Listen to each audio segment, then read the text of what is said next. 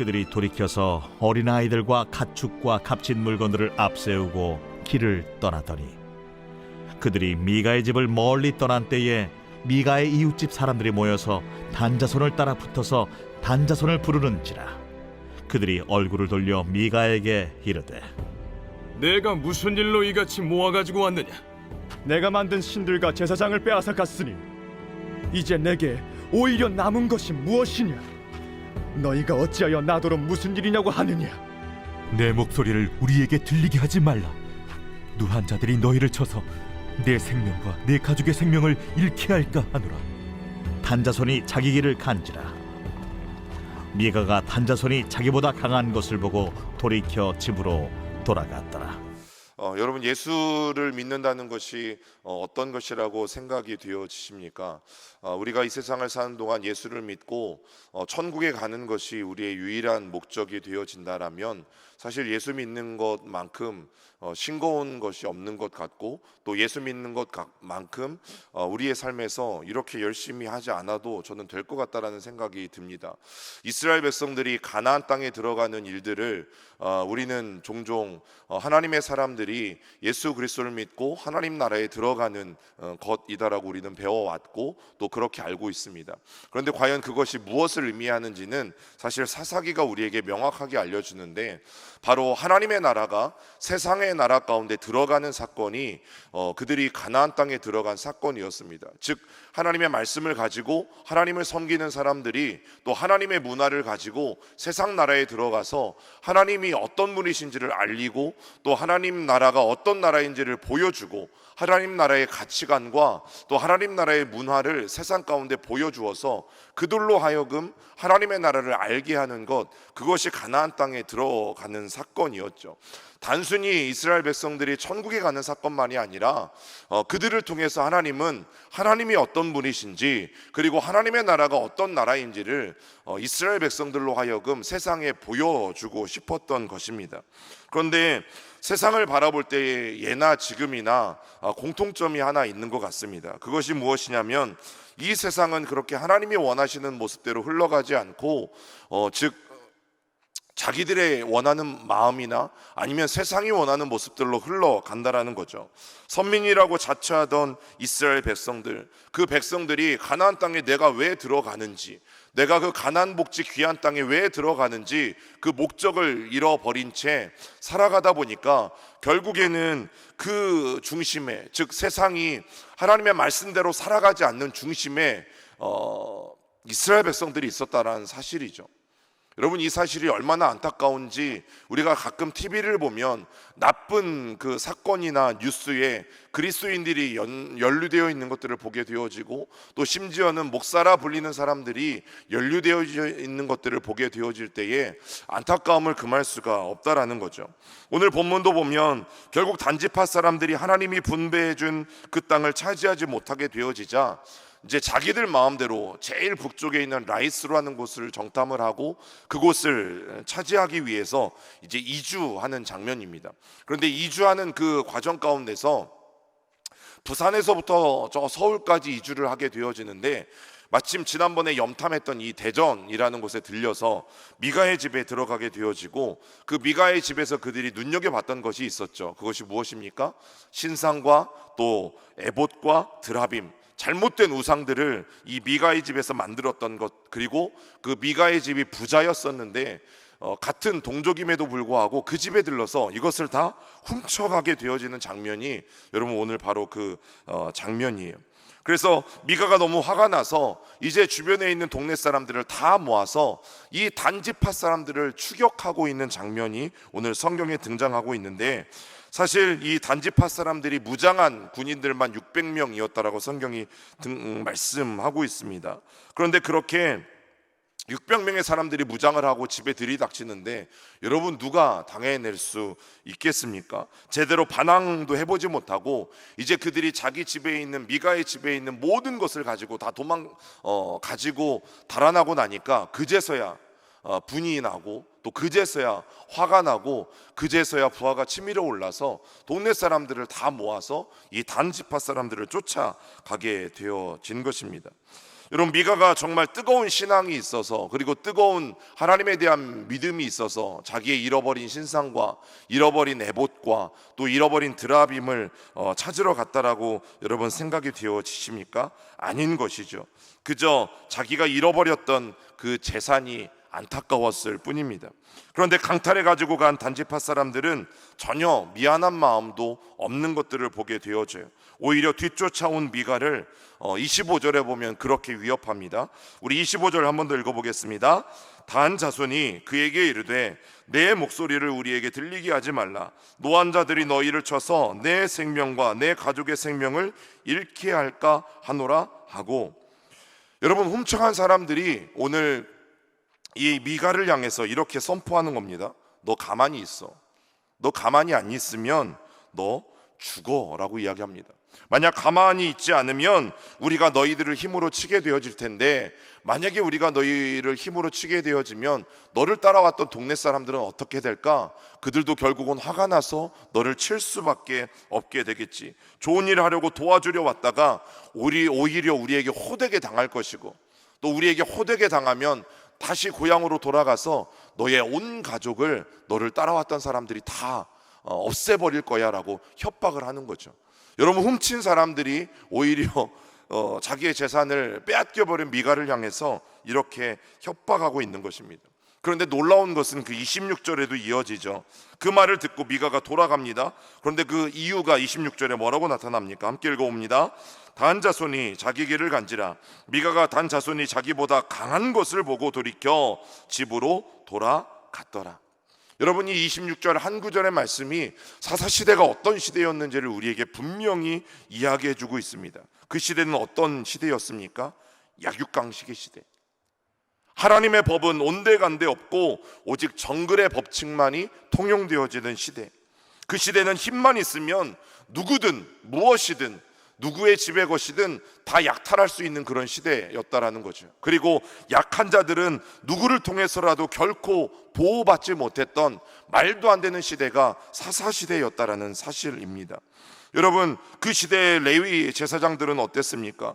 힘을 가진 권력자들을 추종해서 오히려 그들을 강탈하는 잘못된 시대였죠.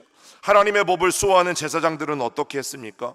돈을 따라서 언제든지 자신의 신앙을 팔아먹기도 하고, 한 지파의 제사장으로 존재해야 됐음에도 불구하고 한 가정에 자신의 이익을 위해서 한 가정의 제사장이 되어버리는 안타까운 일들도 있었던 시대가 사사 시대였습니다. 하나님이 정해주신 성읍이 있음에도 불구하고 그 성읍을 떠나서 돈벌이만 된다면 하나님이 정해준 곳이 아니더라도 어느 곳에 가서라도 자기의 제의를 했던 제사장들이 넘쳐났던 시대가 바로 그런 시대였습니다. 바로 그런 시대에 대해서 여러분, 마치 이 사사기는 우리에게 PD수첩과 같이, 여러분이 즐겨보시는 시사 고발 프로그램과 같이 그 시대의 잘못된 것들을 우리에게 보여주고 우리에게 말해주고 안타까운 그런 사건들이 적혀져 있는 성경이 사사기입니다.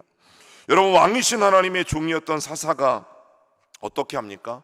오히려 왕이 되려고 욕심을 내고, 하나님이 기름 부어서 하나님의 영이 임해서 한 지파 그리고 이스라엘 전체의 사사가 되었는데, 그 기득권을 가지고 부를 늘리기에 혈안이 되어 있고 또 권력만을 차지하기에 혈안이 되어 있고, 사사는 되물림 되어지는 것이 아니라 하나님이 또 다른 사사에게 기름을 부어서 사사로 세워지는 것임에도 불구하고 자기 아들을 사사로 세워서 성읍들이나 모든 재산들을 아낌없이 그들에게 베풀며 살아갔던 잘못된 시대를 우리에게 보여주고 있다라는 거죠.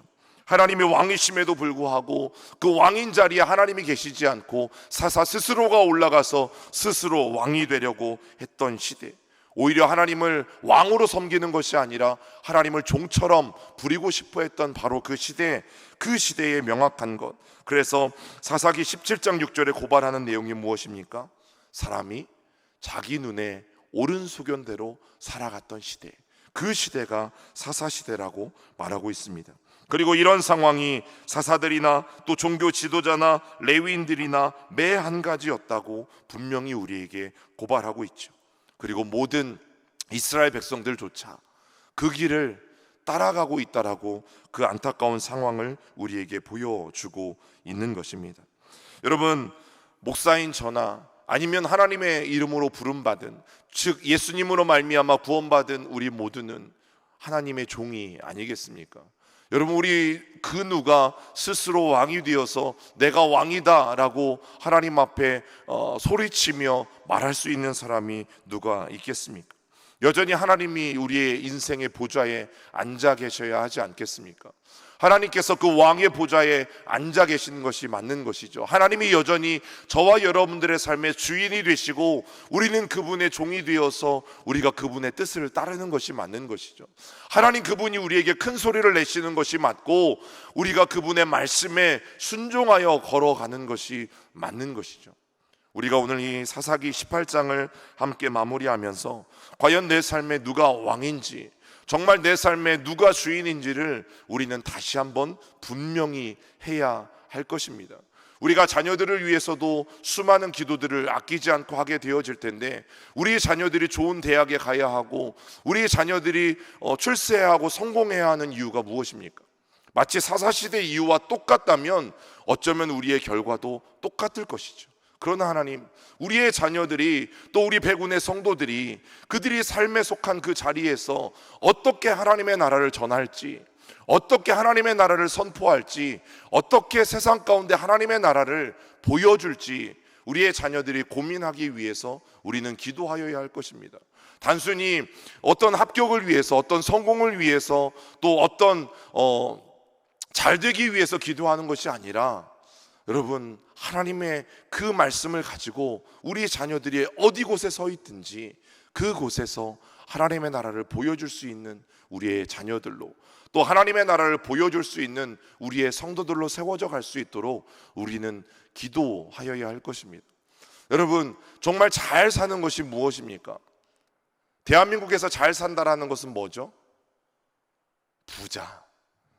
그런데 부자를 사전에 찾아보면 그냥 돈이 많고 재산이 많은 사람이라고 정의되어 있지 잘 사는 사람이라고 정의되어 있지 않습니다. 여러분, 성경에서 잘 사는 사람은 어떤 사람인가요?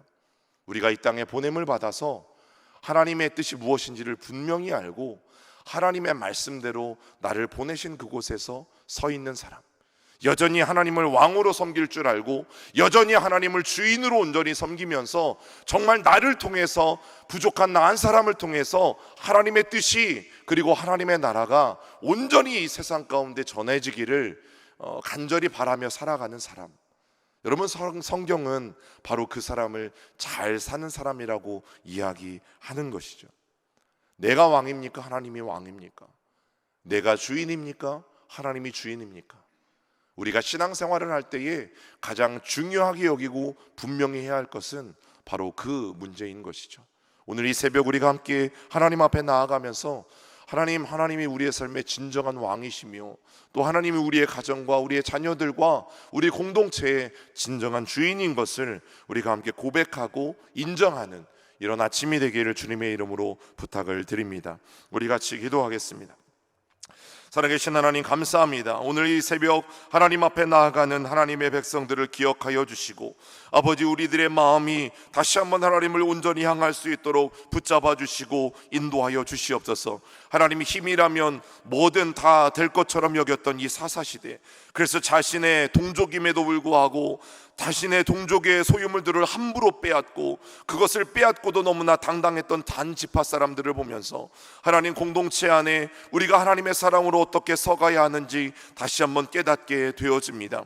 하나님, 우리 공동체를 축복하여 주시고 하나님의 사랑을 한없이 우리 가운데 부어주셔서 하나님, 그 하나님의 사랑이 넘쳐 흐르는 공동체가 되어질 수 있도록 여호와 하나님 인도하여 주시옵소서. 세워주신 담임 목사님 위에 성령의 능력으로 기름 부어주시고 날마다 강건케 인도하여 주시고 하나님이 주신 말씀과 성령의 은혜 속에 하나님 목양과 또 교회의 모든 사역들 가운데 하나님 성령의 열매가 아름답게 맺어져 갈 수 있도록 사랑하는 담임 목사님을 축복하여 주시고 날마다 하나님의 은혜 가운데 인도하여 주시옵소서. 또한 이 새벽 이재춘 권사님 주님 앞에 귀한 감사의 예물 범사에 감사하여 올려드리오니 이 예물 기뻐 흠양하여 주시고 권사님의 모든 삶과 또 가정과 우리 장로님과 모든 자녀들 저희들 위해 하나님 기름 부으시고 역사하여 주셔서 하나님 만나 선지자처럼 하나님 우리 권사님의 그 기도와 아버지 하나님 앞에 눈물이 날마다 상달되어지고 응답되어질 수 있도록 여호와 하나님께서 축복하시고 인도하여 주시옵소서. 이 새벽 하나님 앞에 나아가는 하나님 백운의 모든 성도들을 기억하여 주시고 아버지 우리의 마음이 온전히 하나님 한 분만을 향하게 도와주시고 다시 한번 이 아침 하나님이 내 삶의 왕이십니다. 하나님이 내 삶의 주인이십니다. 주님 무엇라 말씀하시는 그 길만을 따라갑니다. 오늘 마음 가운데 결단하고 나아가는 우리 모두가 될 수 있도록 인도하여 주옵소서. 특별히 마음의 간구들 하나님 눈물의 기도들이 있습니다. 하나님 그것들 하나하나를 기억하여 주시고 선하게 응답하여 주옵소서. 예수님의 이름으로 기도드립니다. 아멘.